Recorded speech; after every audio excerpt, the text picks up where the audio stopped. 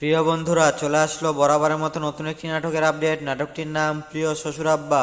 এই নাটকে জুটি হয়েছেন জনপ্রিয় অভিনেতা নীল আলমগীর এবং জনপ্রিয় অভিনেত্রী জান্নাতুল সুমাইয়া হিমি। প্রিয় শ্বশুর আব্বা নাটকটি রচনা করেছেন অনামিকা মণ্ডল এবং পরিচালনা করেছেন শাহনেওয়াজ সজীব। এই নাটকটি কবে, কোথায় এবং কোন চ্যানেলে আসবে সবকিছু বিস্তারিত জানতে পারবেন এই ভিডিওতে, তাই ভিডিওটি না টেনে শেষ পর্যন্ত দেখতে থাকুন। প্রিয় শ্বশুর আব্বা নাটকটি প্রেমের, তবে নাটকটিতে ভরপুর বিনোদন থাকবে, যেখানে দেখা যাবে নীল আলমগীরকে ঘর জামাই থাকতে। এই ঘর জামাই থাকতে গিয়ে বিভিন্ন মজার মজার দৃশ্য সৃষ্টি হবে, এগুলোই দেখানো হবে নাটকটিতে।